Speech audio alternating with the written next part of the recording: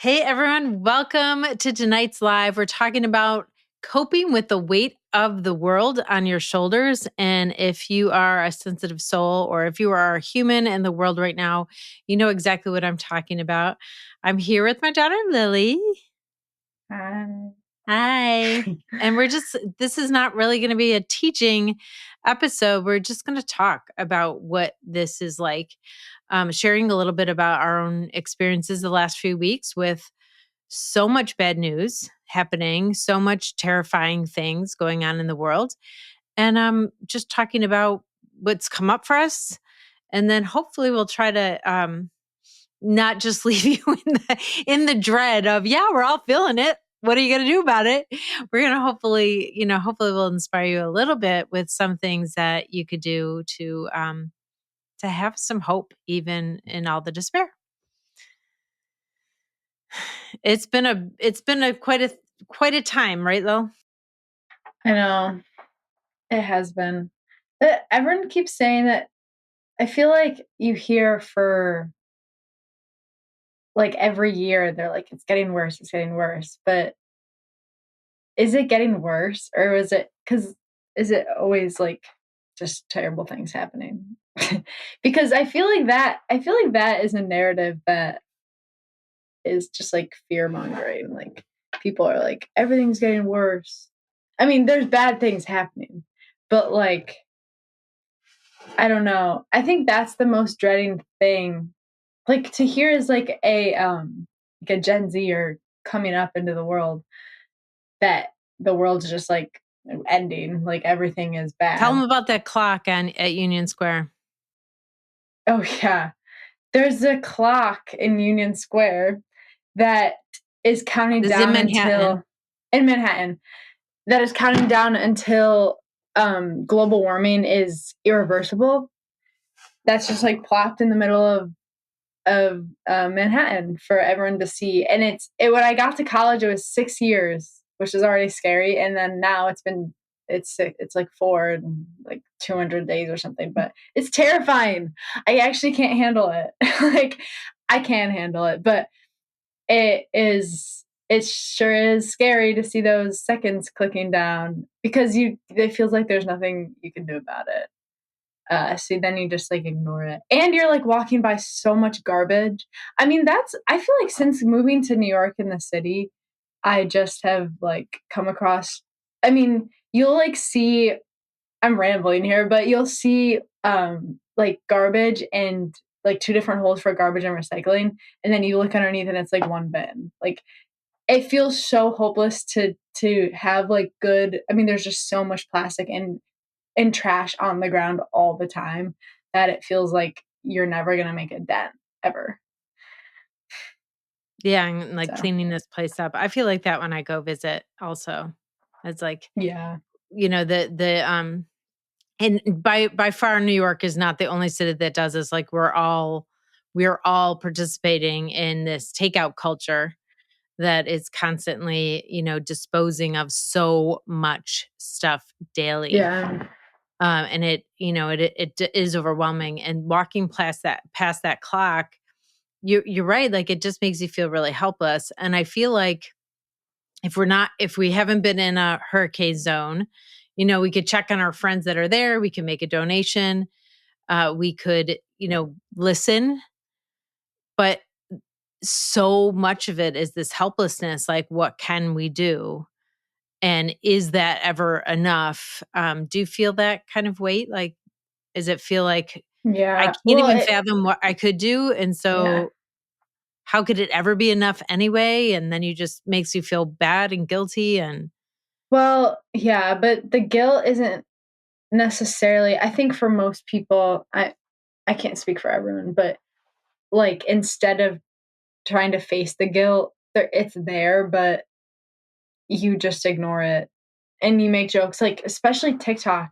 Like TikTok makes so many jokes out of like really bad situations and which can be helpful, but it's like hard for someone it's helpful for some people to cope with humor, but for people that aren't a part of it, that feels like we're not getting the gravity of the situation. And even if we were, I don't know. I guess it's good and bad if we hear things from far away that are happening, like bombings and children dying, and just like you just don't know what to think of it.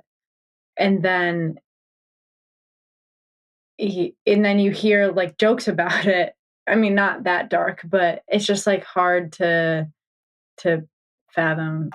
Sorry, Mm. it's like really No, weird. no. I mean, But it's really interesting. I mean, I think people have used humor since time immemorial to get through really hard times, yeah, and to the point that you made in the beginning, like it's always like, oh, it's getting worse, it's getting worse, it's getting worse. I mean, throughout human history, I mean, it's been horribly full of violence and yeah, trauma, forever. As long as as long right, as written history, and probably, with the cave paintings, we could see that there was trauma before there was writing, right? yeah, And loss, because I guess it's a cycle of life, but the, so there's so much, it's like, is it getting worse? I think before COVID, it felt like it was getting worse because our world is getting smaller and smaller. We could see things that are happening around the world.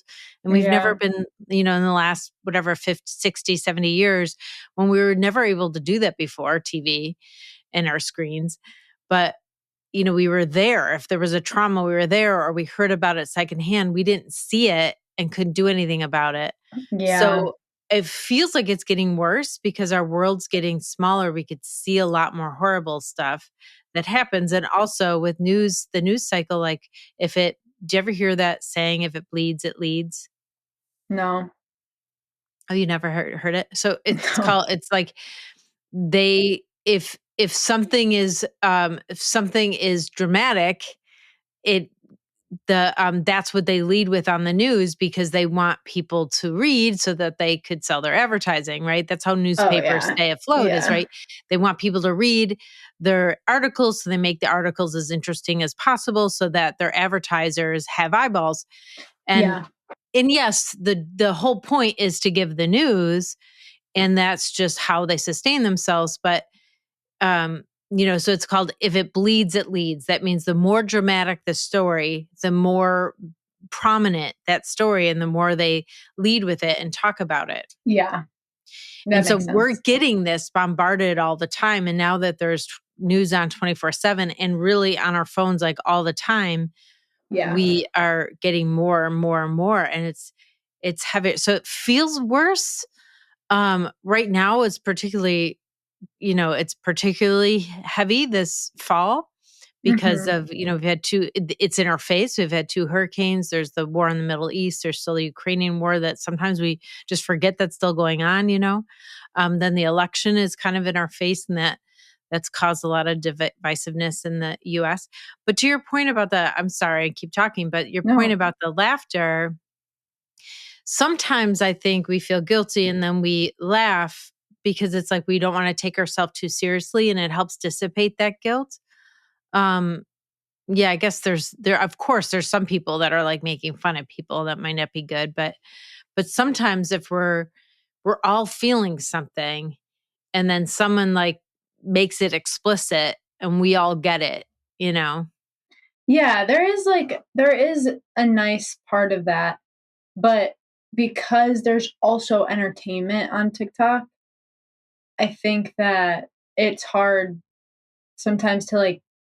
Not that it's good to have humor to cope, but if you are getting like entertainment videos and something funny, and then something funny about something very real that's happening, like the hurricane, that's removed from me in New York, then I treat that almost like, oh, that's just something that's not here. Like it's like watching a sad show. It's sad, but then I can't comprehend that it's happening in real life. And if I sit down and think about it, then I'm like really sad. And that doesn't is that productive? I don't know, but I do avoid it. Because I don't know what else That's a to good do. point. Like, is it helping anybody for you to be sad? No. But then the alternative for me as like a college student, I could like donate. I could spend like a little time picking up trash. but that feels like really helpless. I don't know. So then Yeah. I don't know. It just like feels like what I know that like everything you do, like everything counts, but it is hard when you're like trying to figure out everything. Like your first world problems are get in the way.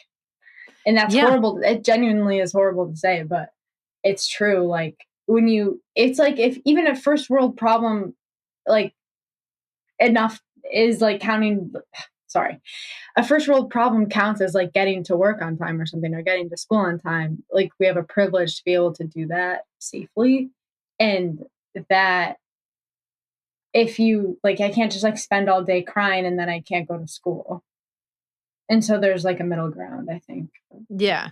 So like being able to function, and I'll talk about some of my experiences too, but being able to function, towards your goals still is important. And even if it's like first world problems, like though, having goals, setting goals and continuing on your goals, not blowing up your life, is important. And how to keep your nervous system okay so that you could do that.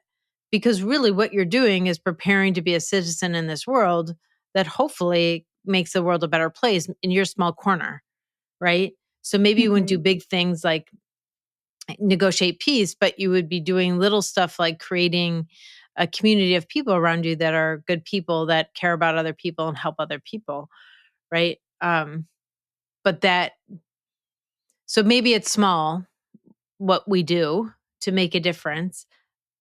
Isn't it, I guess the question is it important to do something than to do nothing? And is it okay if you're doing something and making choices and keep thinking about that and rethinking that, making sure you're consciously doing what you want to do for yourself, for the earth, for your community? Is that okay? And when does that guilt be like, is that enough though? Like people are still Yeah. suffering. I mean, that's the heaviness I think that a lot of people feel. We try to ignore it sometimes and maybe we could. But it's like, it's still like heavy. I think it still affects us in really Yeah. stressful ways.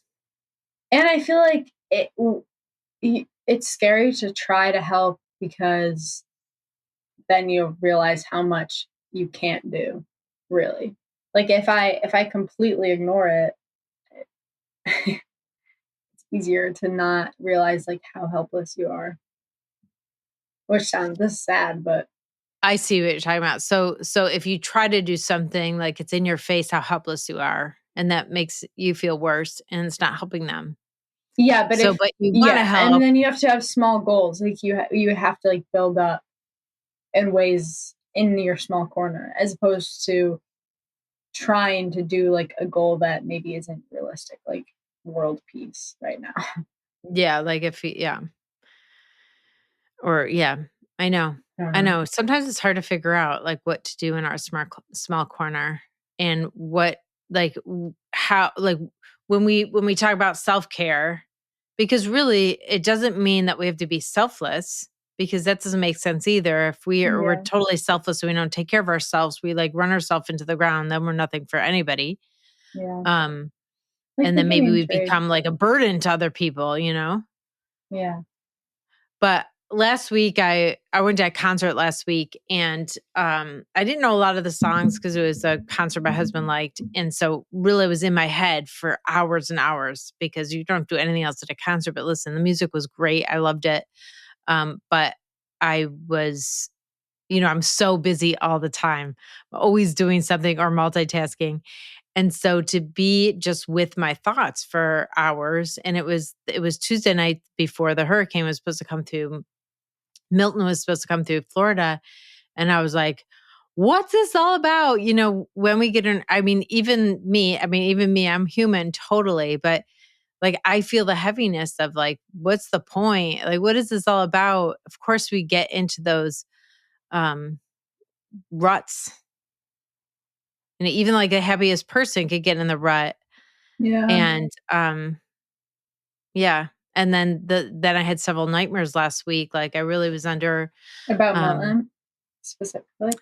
No, it was, I guess, because it was more like an apocalyptic nightmare, scenario, but I Mhm. don't remember the details of it. I just remember waking up and just feeling like I could go into a full panic attack right now. I knew I could, And, so That's I don't weird know. to hear. I mean, I don't hear that much from you, Yeah, but I had anxiety. I wrote my books about yeah, anxiety. I know. I wrote my stories in the books and that kind of stuff, but in my other book, You Want Anxiety Zero, that's why I started talking about anxiety because I suffered so bad with panic attacks. But this was like before you were born. It was like Mhm. 20 years before you're born. But Yeah. I experienced it for a really long time. But sometimes something is really heavy in the world or some really horrible traumatic thing happens. Um, I have a bad night because Mhm. I'm human. Yeah, because everyone does. Yeah, and it doesn't mean like my anxiety's not cured or, I'm suffering. It's like I'm having a regular human response to that situation. It's so awful. I'm Mhm. human. But like then you have to do your stuff like, okay, I need to rest. I needed to like sleep in an extra hour or so to recover from that experience. And I know that might have left me less time or energy to do something for somebody else, but like I don't know. Yeah. It's your spoons. Have you ever heard of that? Your spoon. Of course you have. But basically, the spoons are, if you don't know, are like how much. Actually, I don't really. I think it's like how much bandwidth you have. I don't feel like I should be telling this story.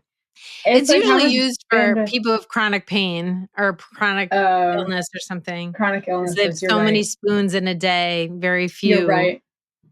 and so they have I 5, and if you spend it on some things, you have nothing left, but, like, really, we all have spoons. Maybe people obviously, some people have more bandwidth than other people, and at different times, we have different bandwidth. That means, like, the Mhm. energy you have to, like, function and do things or, explore or dream or create, right? That the energy you have for all of that that's in your life, that's like your energetic or emotional bandwidth. So yeah, Yeah. it's like there's a limit to that. Mhm. And there's some things you could do to build yourself up, build that emotional bandwidth up. And if you've had a loss, or you've had a trauma, or if you had a history trauma, it does affect your bandwidth. That's not, forever. You could heal that.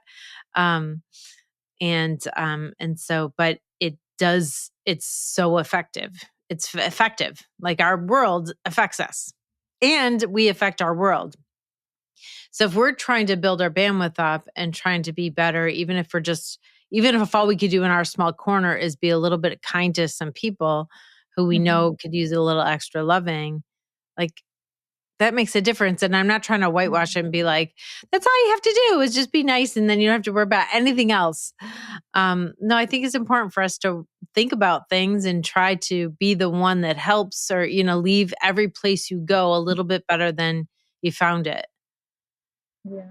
I like that idea. It's like Another wherever you thing go.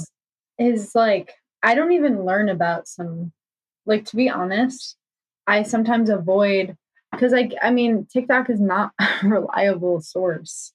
Um and like I admittedly don't do as much research on some world issues because I don't want because I know that I'm not going to be able to help it. And so I'd rather just like not hear about all the death, which is I'm glad good. about your Sometimes you can, honesty. yeah, sometimes you can take like your space from it. But I think that another way to just help is like to get educated about it. Even if I don't like, even if I'm not signed up for news alerts of like what just in, but like I wish that, and I think a goal for me is to have more history knowledge about everything, and if it's something like the hurricane that doesn't have history necessarily, I don't know. Sometimes it does, because sometimes it's the, like, inequitable infrastructure that Right. causes, so sometimes history does make a huge difference in that kind of, those kind of things. And, I mean, when I was your age or when I was in high school even, I didn't care about history. It was so boring. I couldn't get it. It doesn't make Yeah. any sense. Now it's so interesting. It's like a story, you know? Yeah. Uh, I you have liked trouble it? with history. No. Yeah. I for some reason I never treat it like a story. It's always it like goes in through one ear. I can't really form it. I don't know. I Yeah. never understood history that well. It's Yeah, like I it mean, was my my worst brother, your subject. uncle's a history teacher, and Yeah. he brings history alive, I think, I so know much he for our does. family when we're talking about things. Yeah. It really is so helpful, and it's, like, interesting when he Yeah. talks about it, but he also talks about that phenomenon of young people, or the way it's taught, or the way these textbooks don't hit young people, like, they don't get it as a story, Yeah. and then when people are older, so it is some kind of phenomenon that history, the way it's taught, is not interesting. And then later people Yeah. are But it's interested important. in like anthropology is interesting, or like sociology, and like how people Yeah. work, and that kind of culture is so interesting. But Yeah. yeah, who knew? Then I'd be a social worker when I hated social studies. One more thing Yeah. before we end here is that I was watching this video. I put it in the blog that goes along with this. So if you are listening on the podcast, or if you're on YouTube or LinkedIn or Facebook or wherever you're watching this, you could come on over to my blog, and the link is below. I put this video with Robert Putnam, is the author of Bowling Alone, and he talks about social capital. So how our relationships is like capital. Capital means like value, right? It has value. Yeah. And how our relationships are so valuable, and how joining things, or doing activities with other people, is so valuable in terms of our health, in terms of our economics, because we have more opportunities. That networking is so much more important than like what your degree is, who you're making connections with. And people live longer when they're with other people, and I think we're so socially isolated. And there's one thing I was thinking about it. There's one thing that these kind of situations do bring people together, but we're not used to it as much as we have been in generations past. Like everyone knew their neighbors, and now people are just meeting their neighbors, during these kind of catastrophes. But seeing people, coming together does bring some hope. Hmm. And even sometimes, like, people who are not in the city who's affected, in Rochester, will like fill a bus and send the bus down with supplies. Um, we've done that many over my lifetime. That's happened tons of times when there's a disaster in another part of our country. Somebody's organized a bus, and we load it with things, and it sends it down. It feels like you're doing something, you know? Yeah. Yeah. Um, but that social capital, I think, is really making me think today how important it is so if there's nothing else to do, what would be good for you and for everybody in the world is if we joined more groups, if we were with people in person more often. It would probably change the course of the earth and maybe stop that clock. Like if we came together, first of all, there'd be more tolerance, so there'd be more equity. If we came together in communities, there would be more earth care. If we came together in communities, maybe we'd cook and eat instead of getting takeout all the time. I don't know. I don't know. But Hmm. um, I think that's like one of the most important things that we could Yeah. do to really change the world. That's what I'm thinking. Like even just a club, Yeah. or does is it okay if it's or does it have to like have a theme of like Earth Club? No, Just no, like in it could be general, you're anything. saying? Anything you join, really. I mean, the personal is the political. So if you're joining something, you're together with people, Yeah. like you're making a difference. To even if it's just like that one other person leaves that meeting happier because someone acknowledged them or thanked them or something like that. Like then they go home and are nicer to their family, you know? So like the ripple Yeah. effect. Or some of these, when people come together, they decide to get together and do something. So they may Yeah. create something that solves a problem, or they might be like, we should get together and go to the boss and tell him that we need more, time off. That people get together and, quite often they do stuff like civic minded. Civic mean like Mm. they're making a difference in their community. Mm.